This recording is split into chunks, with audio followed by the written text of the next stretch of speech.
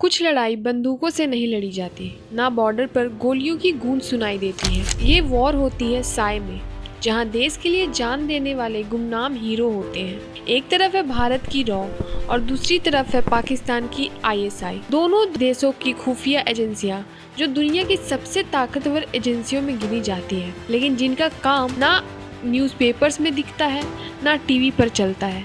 इनकी लड़ाई चुपचाप चलती है, दिमाग से, हिम्मत से और देशभक्ति से। रॉ यानी research and analysis wing, Bharat की वो खुफिया एजेंसी जिसे 1968 में बनाया गया, खास तौर पर 1962 के चीन युद्ध और 1965 के पाकिस्तान युद्ध के बाद। भारत को ज़रूरत थी ऐसे लोगों की जो हर दुश्मन की चाल को पहले ही भांप ले और जवाब दे बिना शोर मचाए। वहीं ISI inter service intelligence, Pakistan की खुफिया एजेंसी, जिसे बनाया तो गया था एक सपोर्ट सिस्टम के तौर पर, लेकिन धीरे धीरे ये पाकिस्तान की सबसे ताकतवर संस्था बन गई, जिसे सिविलियन से ज़्यादा आर्मी का कंट्रोल रहा। रॉ का मिशन सिर्फ भारत को सुरक्षित रखना नहीं, बल्कि आतंकवाद को जड़ से खत्म करना था। दुश्मन देशों की साजिशों समय से पहले नाकाम करना और देश के बाहर भी भारत की पकड़ मजबूत करना है, और यही आईएसआई की आंखों में चुभता है। कभी बांग्लादेश की आजादी में रॉ की भूमिका हो, तो कभी 1999 के कारगिल युद्ध से पहले की जानकारी, और फिर 2016 में सर्जिकल स्ट्राइक या 2019 में बालाकोट एयर स्ट्राइक। दूसरी ओर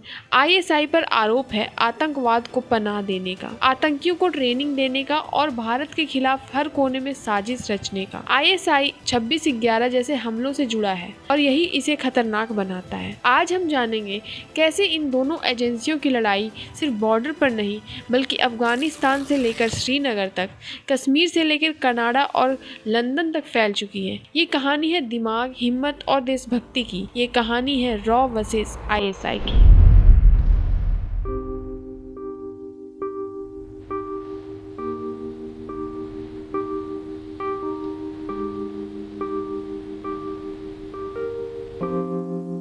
अब आप ये सोच रहे होंगे ये एजेंसियां करती क्या है, इनका काम क्या होता है? तो इनका काम होता है जानकारी जुटाना, दुश्मन की प्लानिंग का पता लगाना और वक्त से पहले अपने देश को अलर्ट करना। लेकिन डिफरेंस ये है कि रॉ एक डिफेंसिव एजेंसी है, जबकि आईएसआई एक ऑफेंसिव एजेंसी है। रॉ का फोकस विदेश में भारत की ताकत बढ़ाना है, जबकि आईएसआई का मकसद भारत को कमजोर करना। अब बात करते हैं रॉ और आईएसआई द्वारा किए गए कुछ अहम और खास ऑपरेशंस के बारे में। ऑपरेशन बांग्लादेश 1971 का साल था। पाकिस्तान के अंदर बांग्लादेश, जो तब का ईस्ट पाकिस्तान कहलाता था, वो आज़ादी की लड़ाई लड़ रहा था। आईएसआई वहां पर विरोध को रोकने में लगी थी और भारत पर दबाव बना रहे थे कि वो इसमें दखल ना दे। लेकिन रॉ ने चुपचाप एक प्लानिंग बनाई और बांग्लादेश की मुक्ति वाहिनी को ट्रेनिंग दी, हथियार दिए और रणनीति सिखाई। रिजल्ट ये हुआ, आईएसआई की पूरी प्लानिंग फेल हो गई। भारत ने पाकिस्तान को जंग में हरा दिया और एक नया देश बना बांग्लादेश।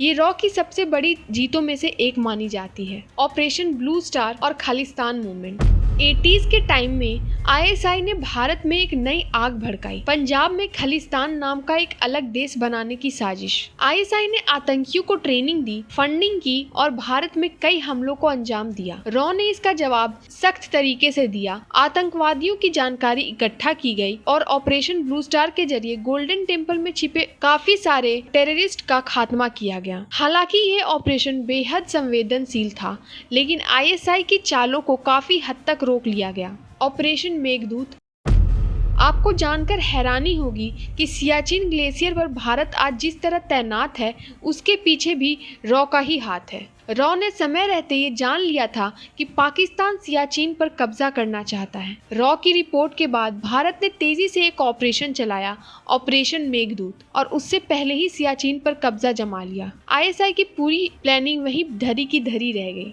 आईएसआई और 26/11 मुंबई हमला 2008 में हुए 26/11 के हमले ने पूरे भारत को हिलाकर रख दिया। इस हमले के पीछे लश्कर ताइबा था, लेकिन इसकी फंडिंग, ट्रेनिंग और प्लानिंग में आईएसआई का हाथ था। इसमें रॉ की चूक मानी गई, क्योंकि हमले से पहले कुछ संकेत जरूर थे, लेकिन उन्हें सीरियसली नहीं लिया गया।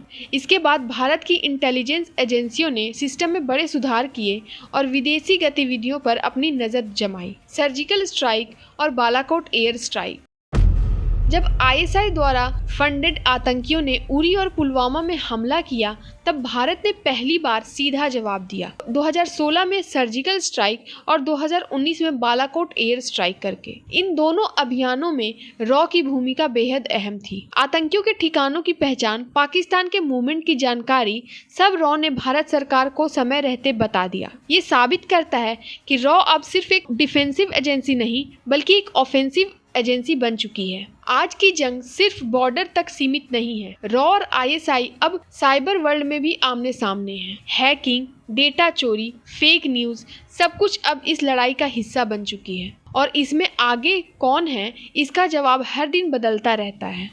अब आप ये सोच रहे होंगे कि इन दोनों एजेंसियों में सबसे ज़्यादा ताकतवर कौन है, रॉ या आईएसआई। रॉ यानी रिसर्च एंड एनालिसिस विंग, एक ऐसी एजेंसी जो किसी भी ऑपरेशन को बिना शोर किए अंजाम देने के लिए जानी जाती है। रॉ के पास आज सैटेलाइट मॉनिटरिंग सिस्टम है, हाईटेक सर्विलांस टेक्नोलॉजी है और दुनिया भर के देशों में एजेंट्स की नेटवर्किंग है। रॉ पाकिस्तान, चीन और अफगानिस्तान जैसे देशों में जमीनी स्तर पर इंफॉर्मेशन इकट्ठा करता है और भारत सरकार को फैसले लेने में मदद करता है। और सबसे बड़ी बात, रॉ डायरेक्टली प्रधानमंत्री को रिपोर्ट करता है। वहीं दूसरी ओर आईएसआई यानी इंटर सर्विसेज इंटेलिजेंस पाकिस्तान की सबसे शक्तिशाली एजेंसी मानी जाती है। आईएसआई का पूरा कंट्रोल पाकिस्तानी आर्मी के पास है। ये न सिर्फ विदेशी मामलों में इंटरफेयर करती है बल्कि पाकिस्तान की राजनीति में भी इसकी काफी पकड़ मजबूत है। आईएसआई ने कई बार भारत में हुए आतंकवादी हमलों में अपनी भूमिका निभाई है। इसने बहुत बड़े आतंकी हमलों को अंजाम देने में पाकिस्तान की मदद की, जैसे